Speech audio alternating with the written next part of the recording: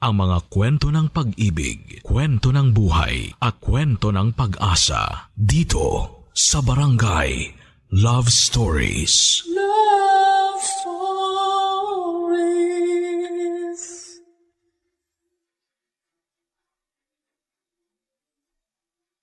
Kapag may bago tayong ginusto at hindi agad natin nakuha, normal na malungkot tayo o magdamdam sa Diyos. Pero lagi nating isipin na lahat ng bagay ay may takdang panahon upang matupad. Basta wag lang tayong tumigil sa pananalangin. Ikaw kabarangay, meron ka bang hiling na gusto mong matupad? Dear Papa Dudut, hindi ako relihiyosong tao pero paborito kong Bible verse ang sinasaad ng Kawikaan chapter 19 verse 14. Tungkol po ito sa pag-aasawa. Ayon dito, bahay at mga kayamanan ay minamana sa magulang. Ngunit ang mabait na asawa ay galing sa Diyos.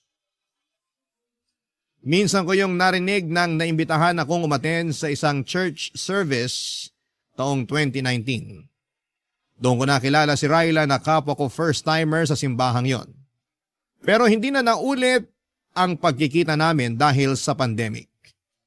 Noong December 2021 ay para bang kusa kaming pinagtagpo ng kapalaran. Nagkita kami sa isang bookstore sa mall sa Mandaluyong. Nakamask pa ang mga tao noon dahil pandemic pa, pero unti-unti nang nasasanay. Doon nagsimula ang constant communication namin hanggang sa niligawan ko siya. Matapos nga ang 2 buwan ay sinagot niya ako, Papa Dudut. Tawagin niyo na lamang ako sa pangalang Tuti. 31 years old at isang web developer. Pero bago ko napunta sa posisyon kong ito, ilang taon din akong namasukan bilang katukatulong ng tiyo ko sa tindahan niya ng mga karne sa palengke ng Araneta, Cubao. Wala rin kasing anak ang tiyuhin ko kaya malaking pabor talaga na tinutulungan ko siya sa kanyang business. Pero sinabi ko sa kanya na gusto ko namang sumubok ng ibang trabaho, bagay na sinang-ayunan niya. Mahusay kasi ako sa computer at gusto ko sanang gamitin yon sa larangan na may kinalaman dito. Nagsimula ang job hunting ko taong August 2022 at kasama ko na noon si Ryla dahil magka-live-in na kami. Kaya lang ay hindi naging madali ang paghahanap ko ng trabaho dahil nagka-problema ako, Papa Dudut.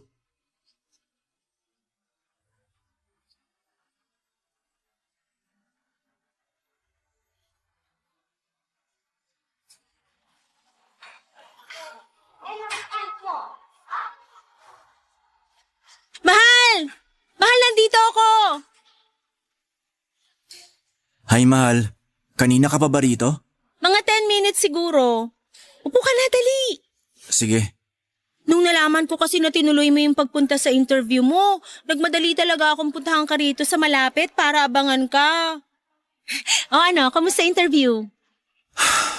Ayun, ligwak. Ha? Anong ligwak? Hindi ako pasado kasi wala raw silang matinong sagot na nakuha sa akin. Pwede ba yun? Baka sila ang hindi matino magtanong. Matino naman yung mga tanong nila. Ako talaga yung may problema. Kasi parang umurong yung dila ko nung ini-interview na ako. Sakto, mainipin pa naman yung HR manager nila. Kitang-kita ko yung pagsasalubong ng kilay niya habang nakikipagtitigan sa akin at hinihintay ang sagot ko. Bakit? Kinabahan ka ba? Medyo. Nakalimutan ko yung prinactice natin, Mahal. Para akong natuod sa pagkakaupo ko. Ang naririnig ko lang nung time na yon ay yung malakas na kabog ng puso ko. Ganyan din naman ako nung unang beses akong interviewin sa trabaho eh. Ayun, di rin ako nakapasa. Sabi nila sa evaluation ko, hindi raw ganun yung klase ng empleyado na hinahanap nila. Dapat daw attentive at may kumpiyansa sa sarili. Saan ko naman uhugutin yun? First time ko nga lang mag-apply, di ba? Pero hindi ko naman na first time. Pangatlong job interview ko na to pero lagi pa rin akong ligwak. Nagkataon lang siguro yun, mahal. Ewan ko. Parang nawawala na ako ng pag-asa na matatanggap ako sa in-applyan kong trabaho. Wag naman. Naniniwala pa rin ako na matatanggap ka. Pero hanggang kailan ko ba dapat subukan? Hanggang matanggap ka. Dapat lalo ka magpursige. Alam ko na pursigido ka naman. Pero habang wala pang tumatanggap sa'yo, huwag kang sumuko. Magpatuloy ka lang. Thanks, mahal. Oh, bakit malungkot ka pa rin? Nahihiya na kasi ako sa'yo. At bakit ka naman nahihiya sa akin? Kasi grabe yung suporta mo sa akin. Pinapractice mo ako sa pagsagot ng interview. Tapos kapag wala kang pasok sa trabaho sinasamahan mo pa ako o di kaya inaantay pagkatapos ng interview ko. Katulad ngayon pero ano? Pero laging bad news yung sinasabi ko sa'yo.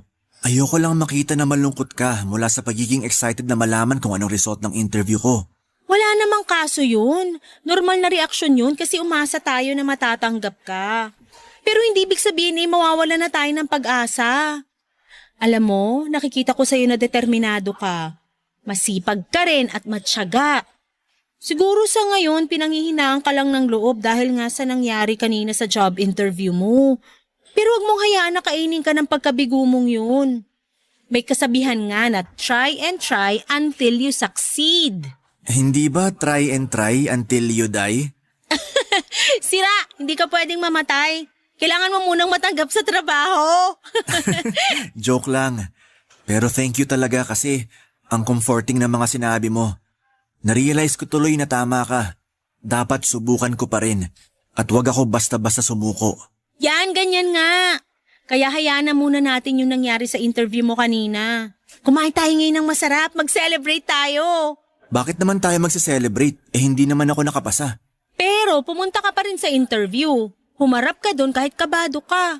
Yun palang worth it na para i-celebrate. Kaya wag ka nang kumontra dyan. Ako na bahala, okay? Okay, pero ako na o-order. Ako na. Steady ka lang dyan. Carry ko na to.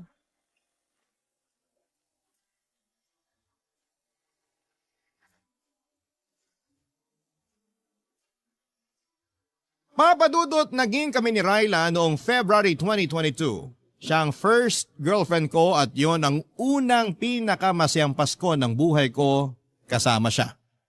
Ulila na kasi ako sa mga magulang at wala ring kapatid. Ang tiyuhin ko na lamang ang nagpaaral at kumupkop sa akin. Hindi ko masyadong feel ang Kapaskuhan dahil nga lagi kaming abala ng tiyo ko sa business niya. Kaya nang dumating si Ryla ay naranasan kong mag-celebrate ng Pasko.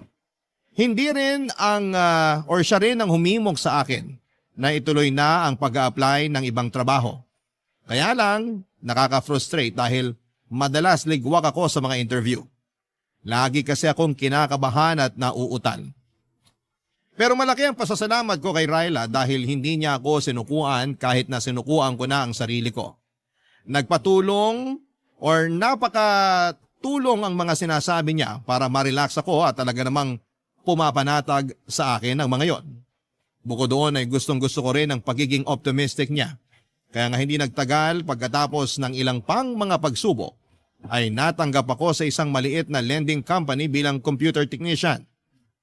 Sobrang saya ni Ryla nang ibinalita ko yon sa kanya at excited siya sa pagsisimula ko sa trabaho. Nang makumpleto ko na ang requirements na kailangan, bumalik ako sa naturang kumpanya upang pumirma ng kontrata. Binigyan na nila kaagad ako ng schedule kung kailan ako magsisimula sa probationary period ko. Papadudot.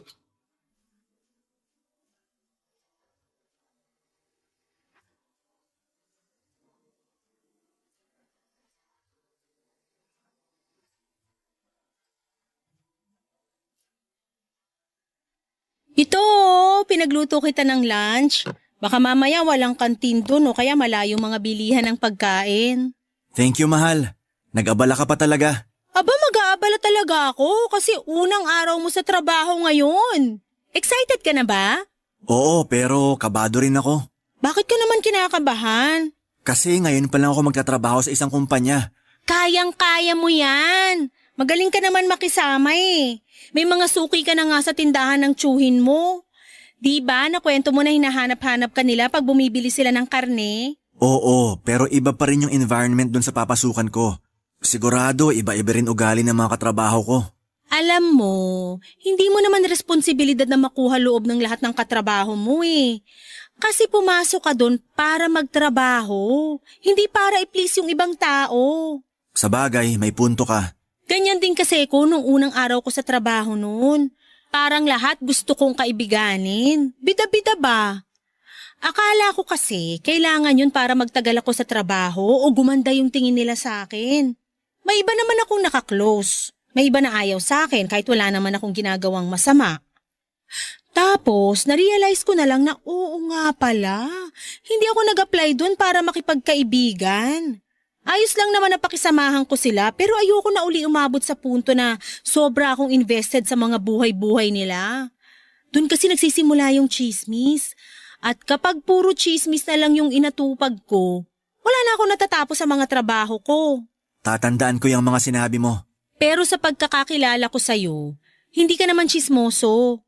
Kaya siguro hindi ka masyadong madadala sa mga ganon. Ay, pero teka, alam ko na kung saan ka dapat umiwas. Saan? Di dun sa mga babaeng lalandi sa'yo. May ganun ba dun? Aba oo, talamak yung mga ganon sa trabaho. Kahit nga may asawa na o boyfriend, pag natipuhan ka, lalandiin ka talaga. Haharot-harutin ka. Hindi naman ako magpapaharot sa kanila, mahal. Dapat lang. Kung di, alam mo na kalalagyan mo, tuti. Oh, bakit naman yan ang tawag mo sa akin? Seryoso kasi ko kaya tinawag kita sa pangalan mo. At seryoso rin ako na hindi ako magpapaharot sa mga babaeng yun. Unang-una may girlfriend ako at ikaw yun. Ikalawa, bakit ko naman sisirain yung tiwala mo sa akin? Ay, pasensya ka na, mahal. Alam ko namang loyal ka, pero hindi ko lang mapigilang mapraning. Hindi ka naman praning. Kung nag-aalala ka kasi sabi mo nga talamak yung kabitan sa corporate job, normal na reaksyon lang yun. Kaya dapat kong gawin, bigyan ka ng assurance na hindi masisira ang relasyon natin dahil dun. Salamat, mahal. Napanatag na ako. Ikaw talaga? Pero walang anuman. Basta, maniwala ka sa akin. Good boy yata tong mahal mo. Ay talaga? Dapat lang kasi magaling kaming mga babae makaamoy ng nagsisinungaling na boyfriend. Kapag napatunayan kong may iba ka at taga dun sa pinagtatrabahuhan mo, papalatan ko kayong dalawa ng buhay. Parang nawala na yung kaba ko sa first day of work ko ah. Sana napunta? Sa'yo, mas kinabahan na ako sa mga sinabi mo. Hoy, eto naman. Biro lang. Pero feeling ko, masyado ako nagpadala sa emosyon ko. Di bale, kiss na lang kita para makabawi. Gusto ko yan. Dalawa ah. Para good luck kiss na rin. Grabe siya! Humirit pa talaga, pero sige na nga. Dalawa na kung dalawa. Papadudot kung ilalarawan ko ang pakiramdam ko ng araw na yon sa trabaho ay masasabi ko na para akong bumalik sa unang araw ng pasukan. Nung nag-aaral pa lamang ako. Mahiyain kasi talaga ako at tahimik at hindi pala kaibigan. Wala akong ginawa kundi ang ngumiti at tumango habang pinapakilala sa lahat ng empleyado kada department ng kapalitan ko sa naturang posisyon. Masasabi ko na nabawasan na lamang ang hiya ko at pagkailang ko kinahapunan dahil naging busy na ako sa pagbutingting ng kung ano-ano. Dahil nga sa may abilidad naman ako at tiwala ako sa kakayahan ko, ay dumami ang mga ginagawa ko sa trabaho. Kumbaga'y naging all around ako at wala naman akong reklamo dahil nagsisimula pa lamang ako. Nakakapagod oo pero masaya naman ako dahil hindi na karne ng baboy at manok ang binubutingting ko. Hindi naman po sa ingrato ako, sobrang nagpapasalamat ako sa tiyuhin ko dahil kinupkop at pinag-aral niya ako. Masaya rin po ako kasi binigyan niya ako ng trabaho sa shop niya ng ilang taon. Pero alam ko papadudot na meron pa akong potensyal at ibubuga pagdating sa ibang bagay. Barangay Love Stories. Barangay Love Stories. Papadudot mabilis na lumipas ang isang linggo. Masasabi ko na unti-unti na ako naging komportable sa trabaho ko. Mabait at madaling pakisamahan ng mga kasama ko at masaya rin si Ryla dahil nakikita niyang nag-i-enjoy ako. Isang araw ay nagulat ako nang inassign ako bilang driver ni Crisel, assistant ng boss namin. Nagawol kasi ang company driver namin at dahil may lisensya naman ako at kakayahan na magmaneho ay pinakiusapan ako ng management na humalili muna na maging driver. Pansamantala lang naman hanggat wala pang nakukuhang driver, kaya tinanggap ko na rin. Ang gagawin ko ay ihahatid at susunduin ang boss namin at si Crisel tuwing may mga meeting sila sa labas. Malaking bagay yon dahil napaka-traffic sa Metro Manila at sobrang hassle rin kung magko-commute sila. Pero may mga pagkakataon na si Crisel lang ang madalas kong hinahatid at sinusundo papunta sa mga meeting niya sa labas bilang proxy ng boss namin. Busy kasing tao yon at malaki naman ang tiwala niya kay Crisel bilang assistant. Kaya nga madalas na kami lang dalawa ang magkasama. Bagay na hindi ko naman binigyan ng mali siya noong una, Papa Dudut.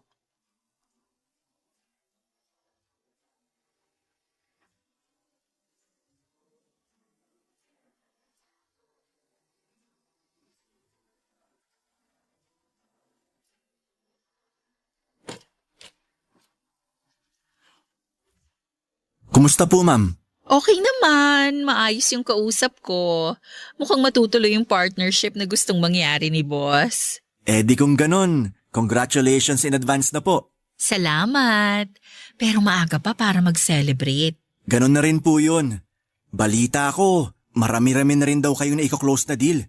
Kaya sigurado ako na makukuha niyo tong isang to. So narinig mo pala yung tungkol sa mga ganon, ah? Ay, nako, sorry po. Hindi naman sa pagiging tsismoso. Ayos lang. Alam ko naman na madalas akong pagchismisan sa trabaho. At wala naman akong reklamo doon. Hindi naman po chismis ang tawag kapag mabuti at maganda yung sinasabi nila sa inyo. Tulad nung narinig ko, mabuti at magandang balita yun. Salamat, Tuti. Ikaw, ha? Masyado mo namang pinapalaki ang ulo ko. Po? Huwag mo na akong pinupo. 30 years old pa lang naman ako. Sige ka, baka tumanda ako bigla niyan. Okay. Paano? Alis na ba tayo? Mamaya na. Rush hour na eh.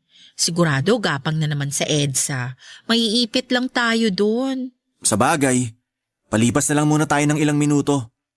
So, kumusta ka naman sa trabaho natin? Ayos naman. Naninibago pero unti-unti ko na rin nagagamay. Normal lang naman yon kasi first job ko pa lang naman to. First job mo? Talaga? Oo. Ano pinagkakaabalahan mo nung hindi ka pa nakakapasok sa amin? Tumutulong ako sa meat shop ng tiyo ko sa palengke sa Araneta, Cubao. Tindero ako doon madalas. Talaga? May pwesto pala kayo doon eh. Doon pa naman ako laging namamalengke. Siguro nakabili ka na sa tindahan namin, hindi pa lang tayo magkakilala. Tingin ko hindi pa. Vegan ako eh. Kaya hindi ako bumibili ng karne. Ay, okay. Pero baka mapakain ako ng karne kung ikaw ba naman ang mag-aalok sa akin. Ha? Ang sabi ko, minsan namimiss ko rin kumain ng karne. Sa bagay, 1 taon pa lang naman akong vegan. Mahirap din, lalo't mahilig talaga ako sa pork and chicken. Pero matagal na rin yung 1 taon. Kaya kung ako sa'yo, ituloy-tuloy mo lang. Lalo na simulan mo na. Sabi nga ng girlfriend ko, huwag kang sumuko sa bagay na gusto mong makamit. Oh, may girlfriend ka na pala? Oo, meron na. Matagal na kayo? Mag-1 taon pa lang sa December. Bago pa lang pala. Pwede pa. Pwede pang ano? Sabi ko, pwede na siguro tayong umalis. Suungin na natin yung traffic. Meron pa kasi akong pupuntahan pagka-out ko sa trabaho. Nako, sana kanina nyo pa sinabi. Para naman nakaalis na tayo. Ayos lang, wala namang kaso. Hindi naman ganun kahalaga yung pupuntahan ko. Sigurado kayo? Oo. Baka nga hindi na ako tumuloy kasi nagbago na pala ang isip ko. Baka magmukmuk na lang ako sa bahay habang inuubos ko yung natira kong bote ng wine.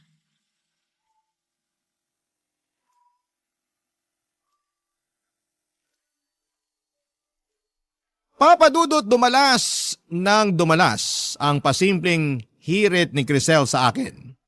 Kinatagalan ay hindi na ako naging komportable at madalas ay nananahimik na lamang Papa Dudut. Pero makulit siya, maingay at may pagkamaharot.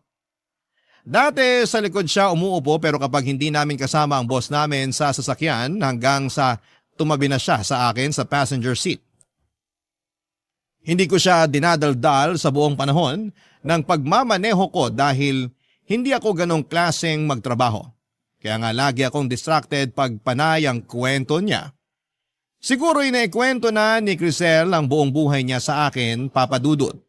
May 2 anak daw siya sa dati niyang asawa na nasa poder nung tatay. Hindi naman daw siya malungkot kasi malayo sa kanya ang mga anak niya dahil civil naman sila ng ex-husband niya. Gustong gusto raw niya yung buhay na walang iniintinding iba. Pero binibisita pa rin naman daw niya yung mga bata kapag may okasyon. Bukod doon, ongoing daw ang annulment nila. Hindi ko naman tinanong pero kinuwento na lamang niya bigla. Hinayaan ko na lamang siya dahil nga mas mataas pa rin ang posisyon niya kesa sa akin. Pero isang araw ay nagulat ako dahil nakatanggap ako ng mensahe mula sa kanya dahilan para maggalit sa akin ang girlfriend ko na si Ryla, Papa Dudut.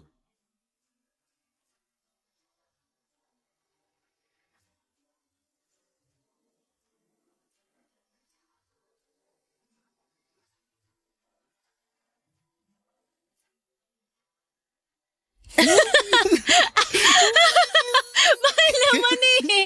Tama na sabi, nakikiliti na ako.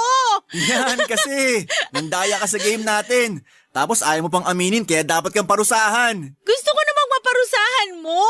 Pero hindi naman yung ganito na mamamatay na ako sa kakatawa. Kinakabag na ako tsaka sakit na lampang ako. Nako, parang alam ko na ibig sabihin ng ngiti mong yan, mahal. Aba dapat lang. Hindi lahat ng gusto ko kailangan sabihin ko. Dapat ramdam mo na yon. Uy, may nag-text sa'yo. Sino raw? Basahin mo nga. Unknown number eh. Ang sabi. Aray ko naman, mahal. Bakit ka ba namamalo? Dapat nga sipain ko pa mukha mo eh. Sino to nag-text sa'yo? Bakit ganito mag-text to? Ha? Tingin nga. Ayan, basahin mo. Ang sabi, I love you daw. Sino yan? Hindi ko kilala to, mahal. Kilala mo to. Imposibleng random text to. Sino yan sabi eh? Baka na wrong send lang. Teka, tatawagin ko nga para pagsabihan.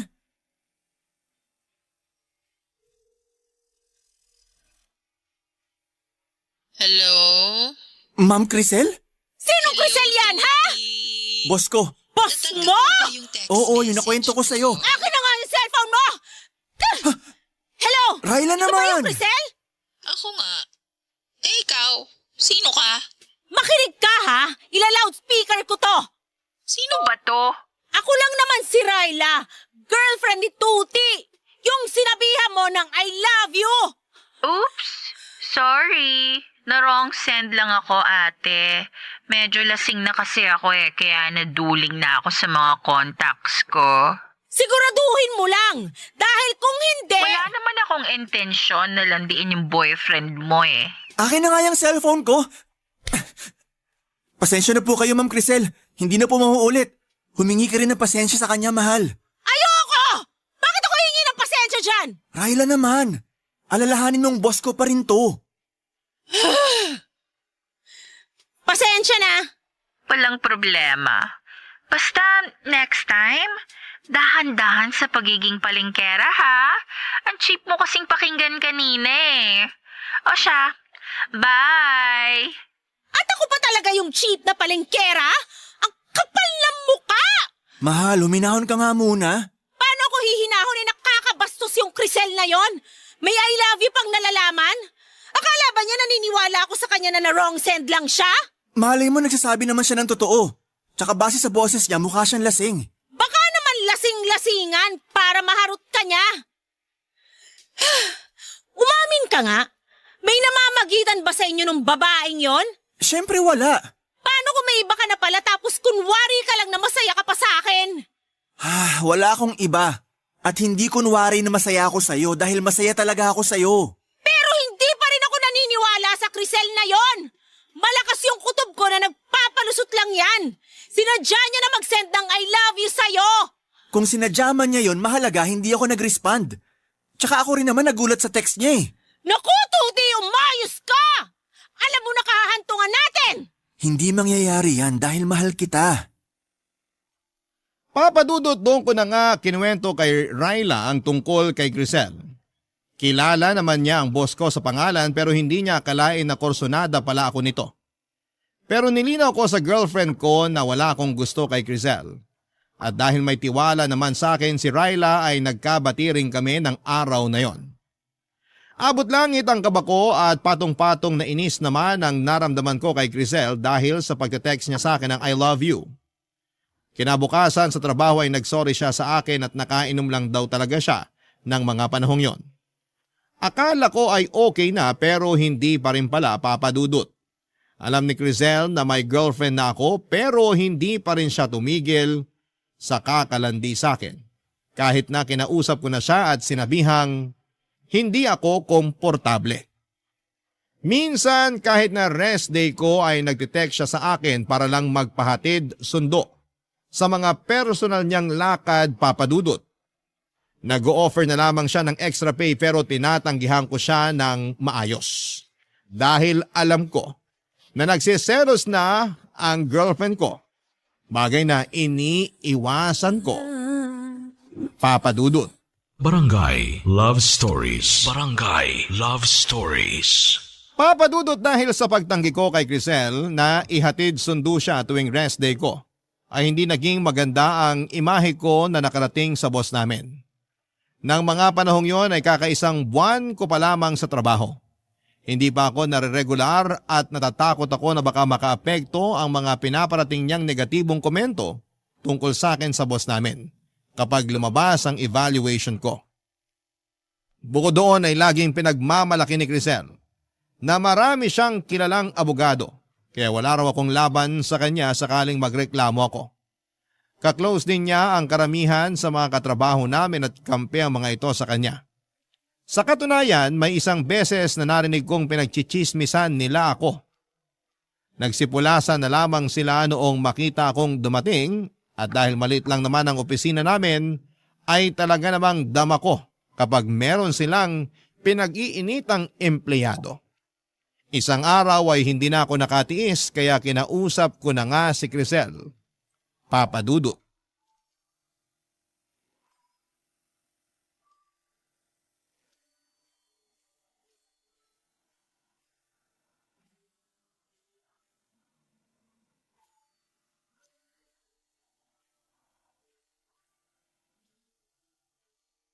Ma'am, pwede ko po ba kayong makausap? Marami akong ginagawa eh. Tungkol saan ba yan? Hindi na kasi ako komportable na laging bukang bibig ng mga tao rito sa kumpanya. Kung pagchismisan nila ako, akala mo nakagawa ako ng masama. Nako, maling tao ang kinakausap mo, Tuti. Dapat ilapit mo yung concern mo sa HR, hindi sa akin. Ayoko naman pong may mamemohan. Kaya nga kayo na lang kinausap ko. Ano bang kinalaman ko rito at ako ang dapat mong kausapin tungkol dyan?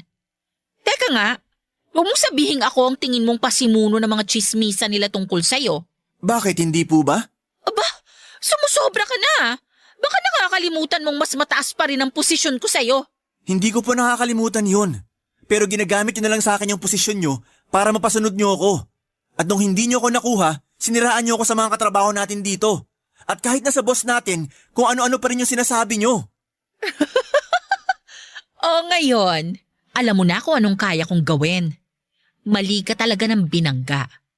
Matagal na akong nagtatrabaho rito. Kabisado ko na ang galawan ng bawat empleyado, lalong-lalo na ni boss. Higit kanino man, ako ang pinagkakatiwalaan niya dito. Mabigat ang timbang sa kanya ng mga ginagawa at mga sinasabi ko rito. Kaya ingat ka, Tuti. Pwede kong bulungan si boss pag nairita ako sa'yo. Pero wala naman akong ginawang masama sa inyo para siraan nyo. Wala nga, pero matigas ka eh. Hindi ka madala sa mga pasaring ko sa'yo. Hindi ka makuha sa simpleng paglandi. Masyado kang loyal dun sa girlfriend mong palingkera. Huwag mong pagsasalitaan ng ganyan ng girlfriend ko. Labas siya rito. Oh, ang sweet naman, pero nakakasuka kayo. Sa bibig nyo na mismo galing. Nilalandi nyo ako kahit alam nyo na may girlfriend ako. Sino sa atin na nakakasuka? Hoy, magdahan-dahan ka sa sinasabi mo. Nagsasabi lang naman ako ng totoo.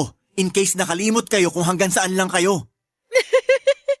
Alam mo, so far, ikaw pa lang yung bukod tanging lalaki na hindi ko nakuha. Lahat kasi ng nilandi ko, bumibigay sa akin.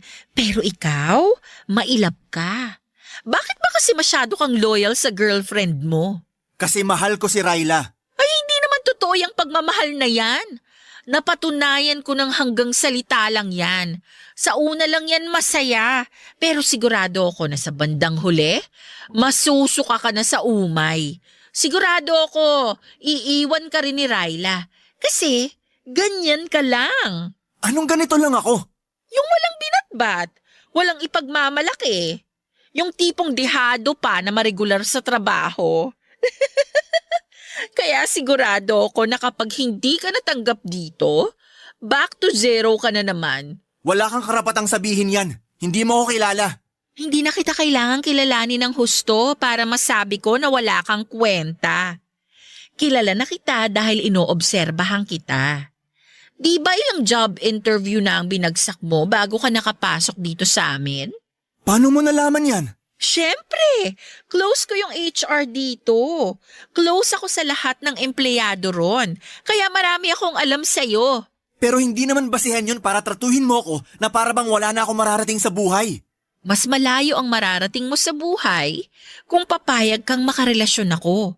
Pwede kitang ilakad sa boss natin para mapabilis ang evaluation mo. Mare-regularize ka.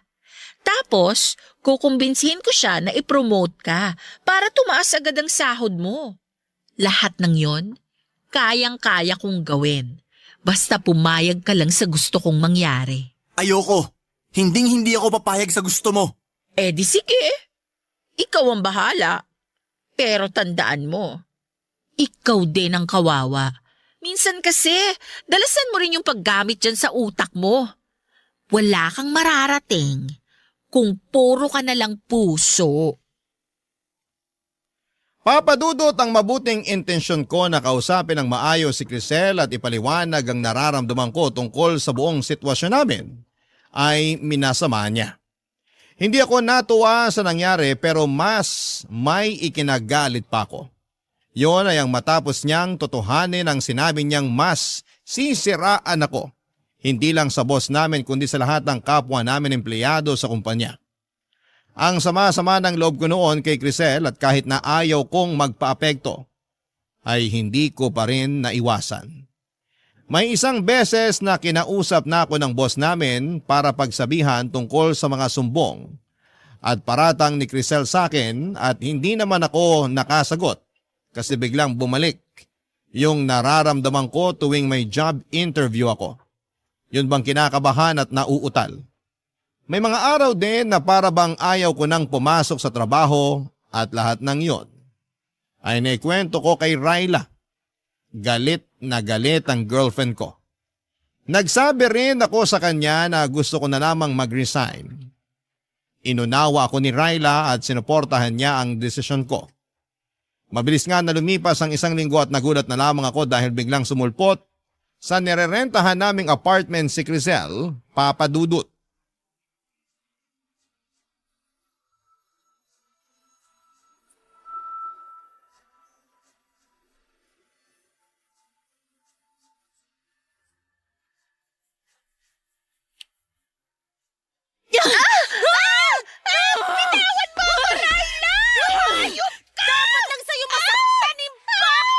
Tama na yan, Ryla. Tigilan mo na yan.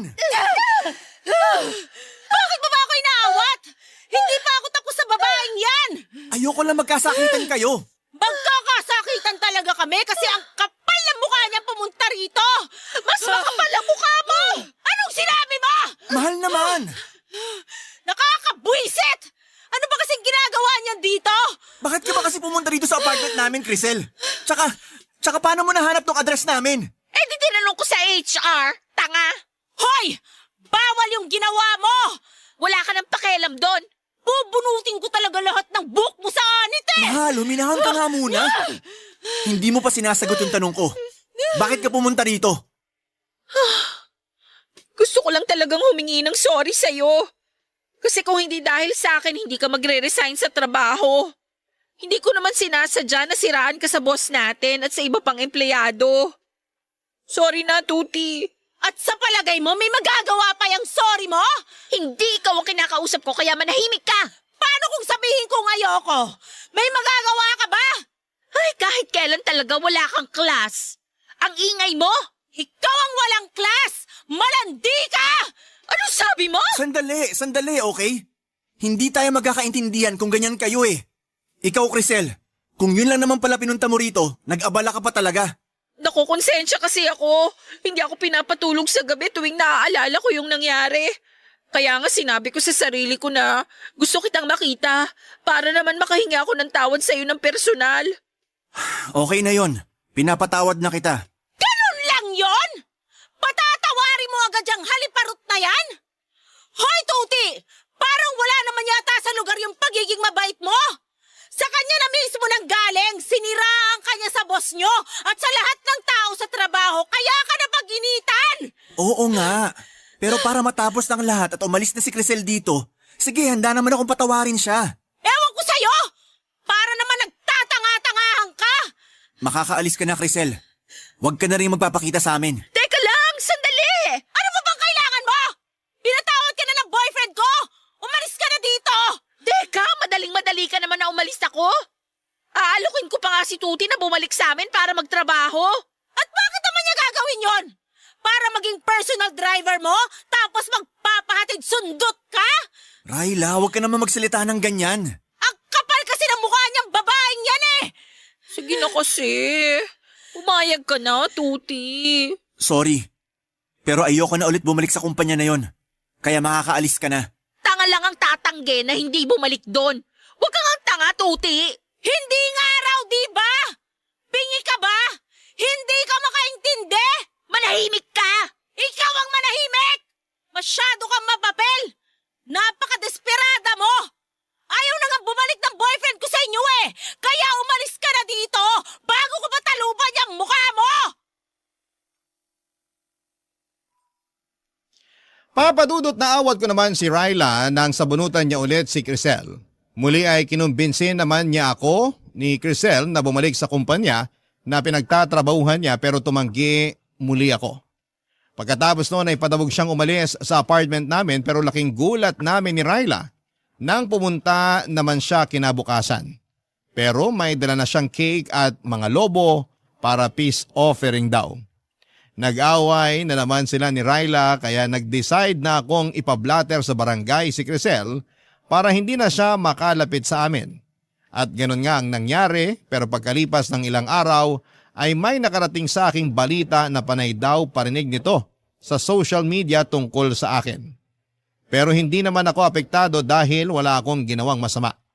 Hinayaan ko na lamang siya kahit na gusto siyang idemanda ni Raila. Kinatagalan ay tumigil din siya tapos ang huling balita ko ay na-admit na raw si Crisel sa isang mental institution. Thankful ako na hindi rin ako na regular sa kumpanyang yon dahil yung mga sumunod ko namang inaplayan ang siyang pinagtatrabahuan ko na sa ngayon bilang web developer.